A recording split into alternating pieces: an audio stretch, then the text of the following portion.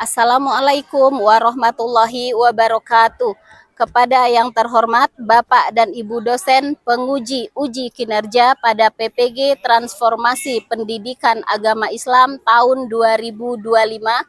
Perkenalkan, nama saya Sapriani, mahasiswa PPG PAI Batch 4 tahun 2025 di LPTK Universitas Islam Negeri Sultan Taha Saifuddin Jambi dengan NIM 210252918 dengan nomor peserta 105053811870001. Pada hari ini, Kamis tanggal 7 Januari tahun 2026, saya akan melaksanakan uji kinerja di MTS Al-Ikhlas Kabupaten Bungo kelas 7 dengan materi perkembangan Islam masa Khulafaur Rasyidin. Terima kasih dan selamat menyaksikan. Wassalamualaikum warahmatullahi wabarakatuh. Assalamualaikum.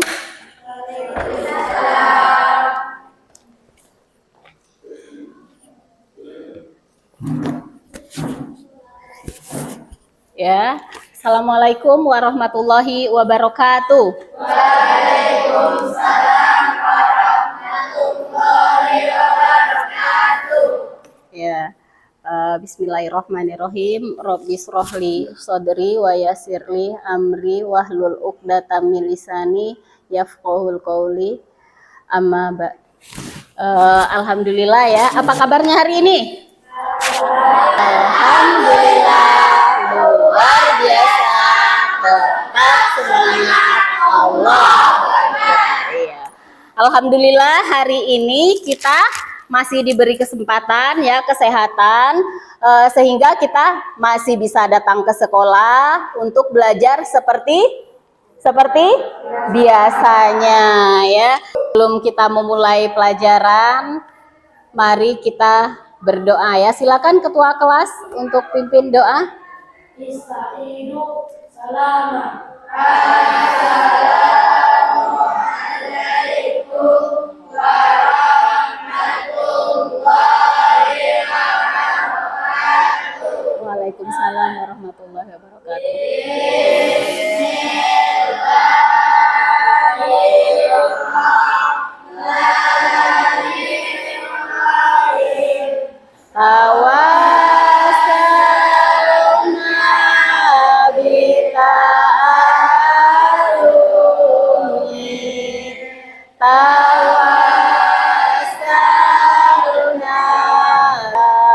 Ada yang tidak masuk? Coba Ibu absen dulu ya. Anugrah Heriawan Sira. Asanti hadir. Alpin Saputra hadir. Arya Firjatullah. Isa sakit. Wendy Aldiansa hadir. Ya, ada teman-teman kita yang sakit berarti ya. Berapa orang yang sakit ini? Ada 3 orang ya. Ya, kita doakan ya, semoga yang sakit lekas sembuh ya. Coba berdiri ya. Coba berdiri, Ibu minta berdiri. Periksa kerapiannya. Coba lihat bajunya udah masuk apa belum bajunya. Udah masuk. Nah, jilbabnya coba rapikan. Coba di bawah meja kira-kira ada sampah enggak? Kalau ada sampah ambil ya. Kalau ada sampah ambil. Buang. Ya, untuk menumbuhkan rasa cinta kita kepada tanah air ya, mari bersama-sama kita menyanyikan lagu Indonesia Raya ya. Dipersilakan berdiri dulu nak. Berdiri, yang di samping agak ini ya, agak ke belakang dikit ngadapnya. Agak nyamping langsung ke sini ya.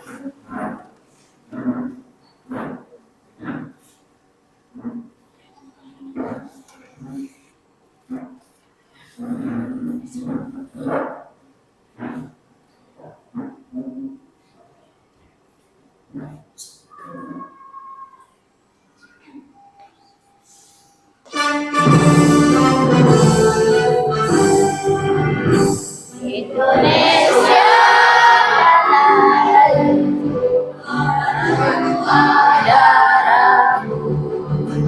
di sana berdiri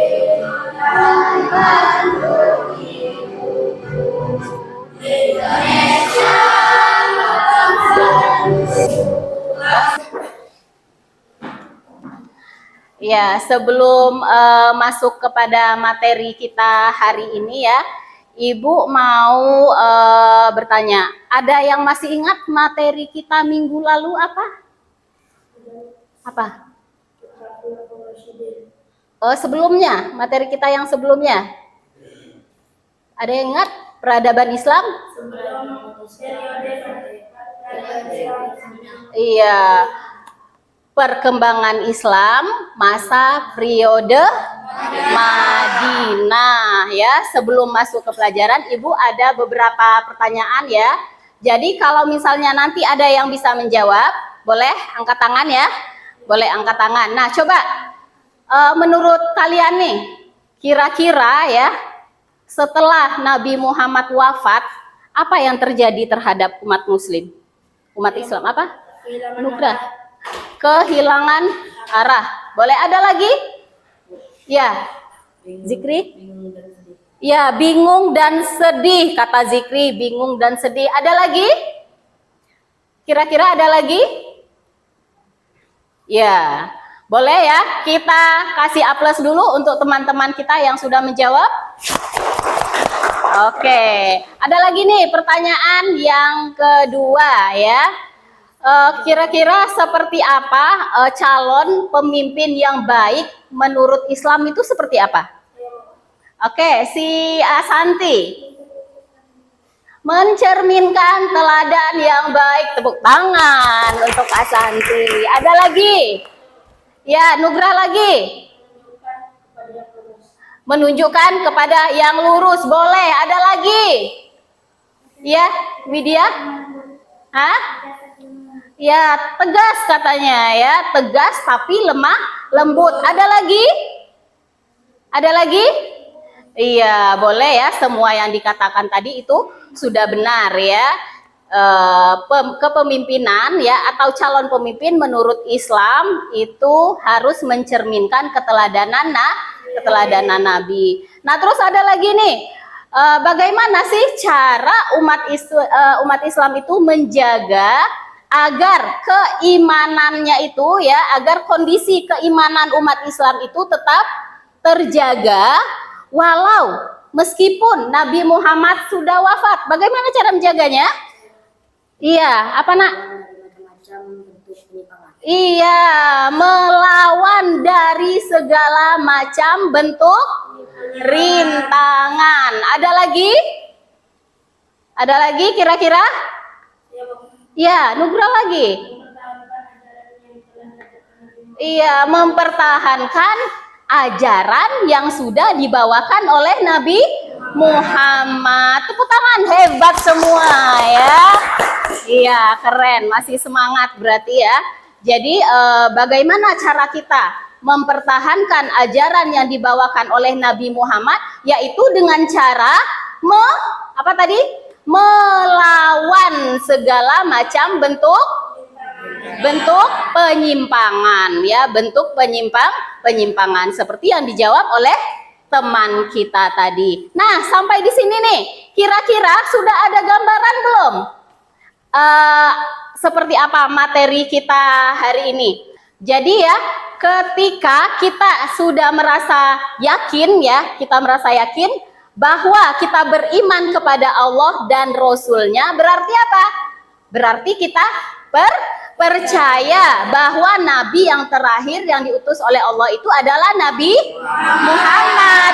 Tidak ada lagi nabi-nabi yang lain. Tidak ada lagi nabi baru. Nah, kalaupun ada yang mengaku sebagai nabi ya dan mengajak kalian untuk hal-hal yang mungkin ya menurut kalian menarik. Nah, sementara kalian sudah tahu itu sudah di luar, sudah tidak di dalam ranah keimanan kalian. Apa yang harus kalian lakukan? Kalian tahu itu salah? Ya, apa nak? Nah, ya menolak ya, menolak segala macam bentuk penyimpangan. Masih semangat? Masih semangat? Oke, yuk kita ice breaking dulu ya. Ice breaking dulu, boleh? Silakan di sini ya, berbaris. Yang perempuan di sini. Bisa lewat di belakang sini bisa. Agak speaking itu untuk melatih fokus ya. 1, 2, 3. Ulangi, ada yang salah. Materi hari ini yaitu apa? Perkembangan peradaban Islam masa Khulafa Ur-Rasyidin. Ayo kita baca dulu tujuan pembelajarannya ya. Baca dulu tujuan pembelajaran. Coba untuk yang perempuan, kelompok yang perempuan, bacakan. Apa itu? Tujuannya 1. Baca 1. Kelihatan enggak? Kelihatan kan? Membangun kesadaran peserta didik tentang pentingnya mempelajari landasan ya ajaran dan nilai-nilai norma Islam yang telah dibangun oleh Rasulullah dalam rangka mengembangkan kebudayaan peradaban Islam. Terus yang kedua, coba yang di belakang bacakan. Kesadaran peserta didik tentang pentingnya waktu dan tempat yang merupakan sebuah proses dari masa lampau, masa kini, dan masa depan. Terus di sini melatih daya kritis peserta didik untuk memahami fakta sejarah secara benar dengan didasarkan pada pendekatan ilmiah dan ya. Lanjut, pemahaman bermakna ya. Pemahaman bermakna yang pertama adalah menjelaskan berbagai prestasi yang dicapai oleh Khulafa Ur-Rasyidin. Terus ya, kalian itu diharapkan bisa mengklasifikasikan prestasi Khulafa Ur-Rasyidin. Kemudian juga kalian diharapkan bisa menjelaskan hikmah yang dapat diambil dari prestasi Khulafa Ur-Rasyidin. Terus mengambil ibrah dari prestasi yang dicapai oleh Khulafa Ur-Rasyidin ya di masa kini maupun ya, anak-anak ya, baiklah kita masuk kepada materi kita hari ini yaitu perkembangan Islam pada masa Khulafaur Rasyidin. Ada yang tahu apa itu Khulafaur Rasyidin? Iya, coba nak. Pemimpin umat Islam, boleh. Ada lagi? Ya, Eki? Petunjuk, boleh. Ada lagi? Anugerah? Pengganti Nabi Muhammad. Ya, boleh ya. Jadi kita simpulkan Khulafa Ur-Rasyidin itu berasal dari dua apa itu? Dua kata. Katanya apa saja? Khulafa dan Ar-Rasyidin ya. Khulafa itu adalah bentuk jamak dari kata khalifah. Sedangkan Ar-Rasyidin itu berasal dari kata rasyada ya. Rasada. Khalifah artinya adalah pemimpin ya. Sedangkan rasyada itu adalah petunjuk atau pembimbing ya atau membimbing. Nah, jadi dapat kita simpulkan Khulafa Ur-Rasyidin itu adalah pemimpin pengganti Rasulullah yang mendapat petunjuk setelah beliau wafat. Jadi setelah wafatnya Nabi Muhammad itu sempat terjadi apa tadi? Kekacauan di kalangan umat Islam. Umat Islam bingung siapa yang menjadi khalifah. Silakan diamati materi ini ya sambil siapkan buku, boleh ya, siapkan buku, siapkan pena.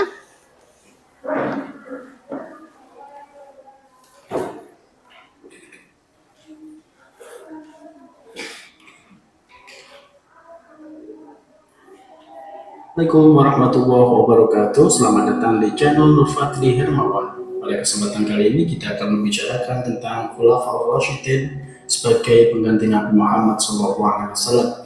Setelah Setelah Nabi Muhammad wafat pada tahun 632 Masehi atau tahun 11 Hijriah, terdapat 4 sahabat Rasulullah SAW yang kemudian dikenal dengan sebutan Khulafaur Rasyidin. Siapa saja Khulafaur Rasyidin tersebut? Mari kita bahas bersama-sama.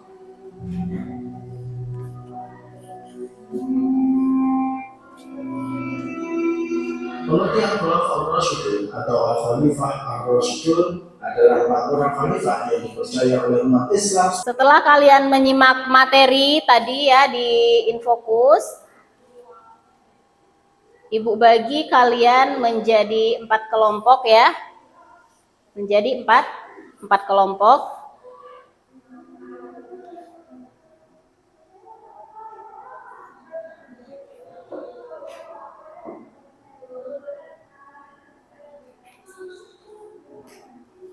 Nah, ini Ibu namakan dengan kelompok Abu Bakar ya.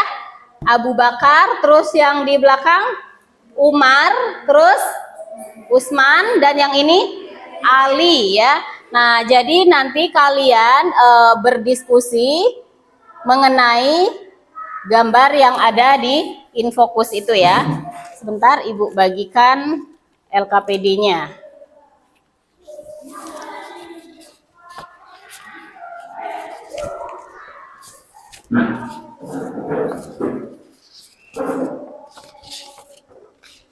Ini kelompok Abu Bakar ya. Kelompok Abu Bakar, terus kelompok ini Utsman ya. Ini Utsman, terus Umar dan Ali ya. Umar dan Ali. Nah, coba lihat di situ, coba kalian perhatikan perintahnya.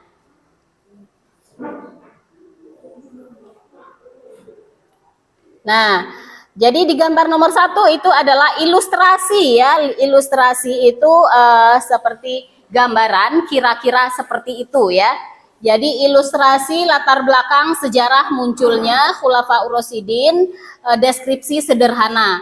Rumuskan beberapa pertanyaan tentang berbagai latar belakang sejarah munculnya Khulafaur Rasyidin. Nah, berdasarkan gambar itu ya kalian buat pertanyaan.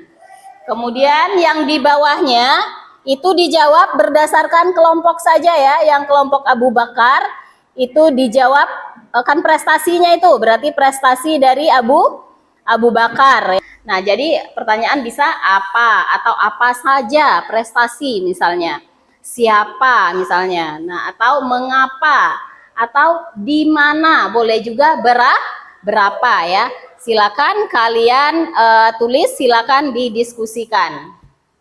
Ya, nanti setelah selesai boleh untuk presentase ke depan. Silakan mulai nulis-nulis.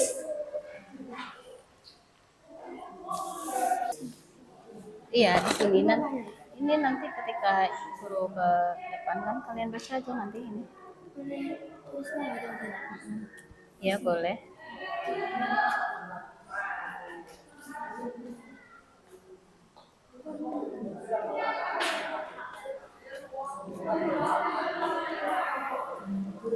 Ya, silakan ya. Masing-masing kelompok mempresentasekan hasil diskusinya. Silakan kepada kelompok Abu Bakar dulu. Abu Bakar dulu silakan ke depan ya. Ayo berempat dulu. Kita kasih aplaus untuk kelompok Abu Bakar.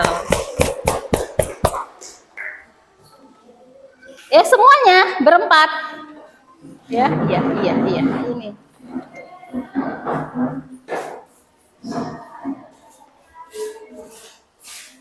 Itu kelihatan nggak? Bisa ke sini. Nah, coba, ayo bacakan hasil presentasenya. Siapakah yang memimpin umat Islam setelah wafatnya Rasulullah? Ya, berarti itu melihat apa kalian bisa buat pertanyaan itu? Makam ya, di situ ya, makam Nabi Muhammad ya. Iya, terus. Iya, sudah. Tepuk tangan yuk untuk kelompok Abu Bakar. Ya, silakan duduk. Lanjut kelompok Umar. Berdasarkan materi kita ya hari ini, yaitu apa materinya? Perkembangan Islam masa Khulafaur Rasyidin ya. Jadi dapat kita simpulkan Khulafaur Rasyidin adalah pemimpin pengganti Rasulullah yang mendapat petunjuk setelah beliau wafat ya. Jadi pengangkatan Khulafaur Rasyidin seperti yang sudah kalian lihat tadi ya pada materi itu beda, tidak sama. Abu Bakar itu diangkat menjadi khalifah atas usulan para sahabat ya. Kemudian Umar itu diangkat menjadi khalifah secara apa tadi? Ditunjuk langsung oleh Abu Bakar. Nah, bagaimana lagi Utsman tadi? Utsman gimana? Utsman dipilih melalui tim formatur yang dibentuk oleh Umar bin Khattab yang berjumlah 6 orang melalui musyawarah dan disetujui oleh umat Islam. Nah, sampai di situ paham? Ada yang mau ditanyakan? Jadi keempat khalifah ya itu memiliki prestasi yang sangat cemerlang ya, yang bisa kita contoh, bisa jadi panutan dan bisa jadi teladan bagi kita umat Islam saat ini maupun yang akan datang ya. Nah, seperti apa sifat para khalifah atau karakternya yang bisa kita contoh? Seperti apa contohnya?